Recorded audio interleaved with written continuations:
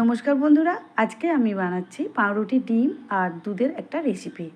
আমার বাড়ির বাচ্চারা অনেক দিন থেকেই বায়না করছে যে ওদের জন্য কিছু একটা বানিয়ে দেওয়া হোক। সেই জন্য ভাবলাম যেহেতু পাউরুটি, ডিম, দুধ তিনটেই আছে, তো কিছু একটা চেষ্টা করা যাক। পাউরুটি 4 ধার কেটে নিয়েছি আর 4 পিস করে পাউরুটি সাজিয়ে নিয়েছি, মোট 8 পিস পাউরুটি। দুধ নিয়েছি, দুধে 1 চিপি ভ্যানিলা এসেন্স দিয়েছি আর দিয়েছি কাস্টার্ড পাউডার। দুধের সঙ্গে খুব ভালো করে গুলে নিতে হবে। আর 3টে ডিম নিয়েছি, ডিমগুলো খুব ভালো করে ফাটিয়ে নিতে হবে। আমন্ড আর কাজু খুব ভালো করে ছোট ছোট করে কেটে কুচিয়ে রেখেছি। এদিকে ডিমটা খুব ভালো করে ফাটানো হয়ে গেছে। চিনিও নিয়েছি, দেখতেই পাচ্ছ। চিনিটা গুঁড়ো করে নিলেই ভালো হতো, তো হঠাৎ করে বায়না করলে আর কী করব, এইভাবেই বানিয়ে নিলাম। 4 পিস করে 8 পিস যে পাউরুটি আমি সাজিয়ে নিয়েছিলাম, সেই পাউরুটিগুলোর ওপরে ফাটিয়ে রাখা ডিমটা দিয়ে দিলাম।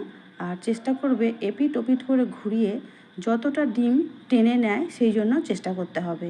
তো পুরো ডিমটা প্রায় টেনে নিয়েছে, দেখতেই পাচ্ছ। এবারে এই পাউরুটিগুলোর ওপরেই যে দুধ রেখেছিলাম সেই দুধ ঢেলে দিচ্ছি। দুধটাও চেষ্টা করবে এদিক ওদিক করে যাতে পাউরুটিটা টেনে নেয়। খানিকক্ষণ পরে দেখা যাবে পুরো দুধটাই টেনে নিয়েছে পাউরুটি।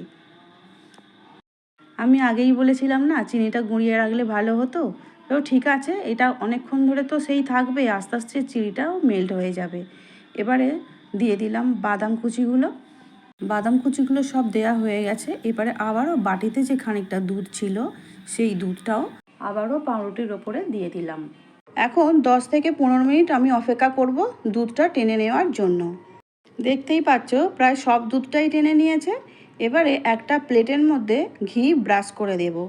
তারপরে একটা লেয়ার আমি ওই প্লেটের মধ্যে দিয়ে দিলাম। এবারে কড়ার মধ্যে জল দিয়ে স্ট্যান্ড বসিয়ে দিয়েছিলাম, জলটা ফুটে উঠেছে।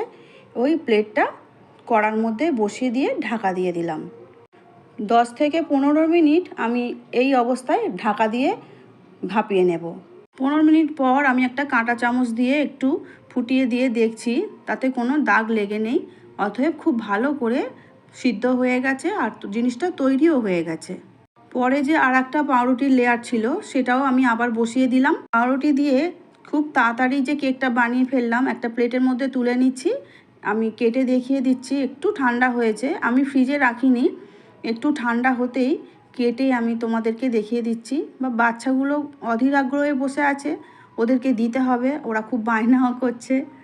যে মা এত তাড়াতাড়ি হয়ে গেল? হয়ে গেছে, টোটাল 20-25 মিনিট সময় লেগেছে, রেডি হয়ে গেল। এবার দাও, তেতটারে যেটি কেমন হয়েছে? পাউরুটি দিয়ে তেতটা খুব দারুণ হয়েছে, আরেকদিন বানিয়ে দেবে প্লিজ। আচ্ছা ঠিক আছে। পুরো ভিডিওটা দেখার জন্য ধন্যবাদ।